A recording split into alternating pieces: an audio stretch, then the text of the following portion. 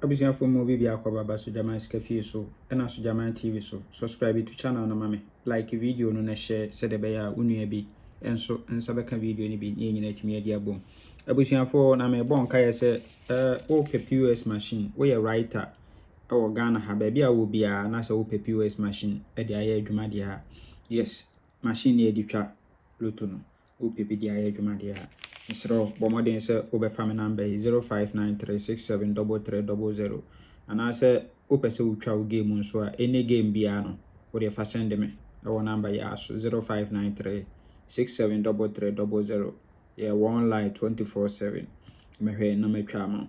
Yes, ana obetimi de ama any of me writers 0599212255 Sister Selena 0246898449 and 0256654614 Sister Linda and 0544237828 and also Bla Vicent on Behe na Omotama kama. Enumere game yeah ma 30% commission.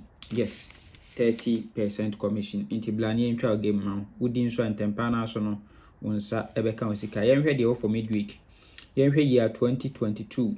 Event number 4949. So ato 3636 wa ha. Owie normal 68. Owie normal 7. Owie 13. Owie normal 11. Owie 54. Now I sell 77 ewo machine. Owie de was 77 no. Yankofa number. Yakofa na bade di betwa 18 5243. Now 5243 me confirm yama pa. Yes, bon say 77 no wonyimla. We will repeat it the following week. Na bella pay 18 or nti betwa 1877 $2.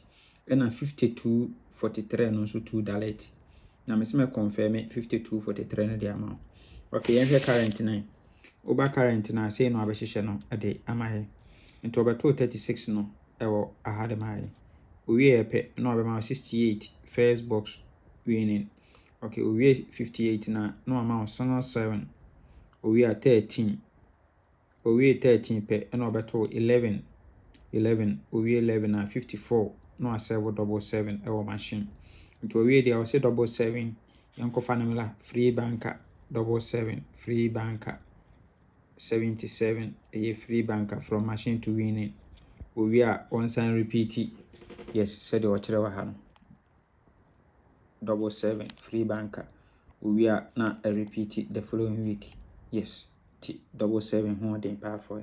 Okay, so yenhwe your second setup. Your second setup no so e ho no maya biem year 2022 na open ho na me so ato sanga 1. We are yakosro no amount 3944. We pay omato 59 sanga 6 59 sanga 6 into we are ono so say yemfa event enkodi yemfa event no enkodi.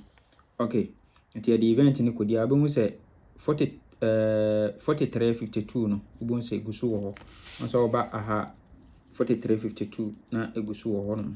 Yes, to beba no na $2 no na egusu wo ho kama.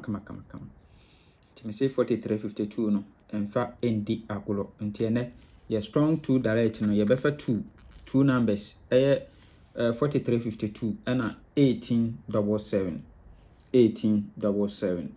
Okay, nti sa setup ye current no so say no abehye no ede amaye. Okay, nti current nene nti obeto sanga 1 no event number 1160 sanga 1 nti oto sanga 1 we ape ana obema 3944 positions second and fourth nti we ape ana obema 59 sanga 6. So nti wabo ahyehyɛ ase wabo ede hyehyɛ ase on said 3944 no the 59 abeshe 39 ase no the 6 abeshe 44 ase. So to bahano man event we ho din papa so betimi asako. Yes, nti na 5243 no emfa ndi agro hokora 4352 emfa ndi agro twabi na edibi Yes, no so no. Nti yenhwe your last setup bi mpese pick two numbers bi wa ha e de wo no. We nso your transfer from New Rush Tuesday event number 86 me so ato 87 or to single to a machine. We are 51 winning. We are 36 machine your kosoro. We are double 75. We are normal 39 44. No asebo 43 90 our machine. We are now betwa 24 54 no asebo 29 nso our machine. Nti we dia ono nso se yemfa event yi enkodi. Na we event yi so no mpese yefa 39 31 39 46 39 46 no na mpese epeke ewo ho. Nti sei na ebenya for a full game no. Yes.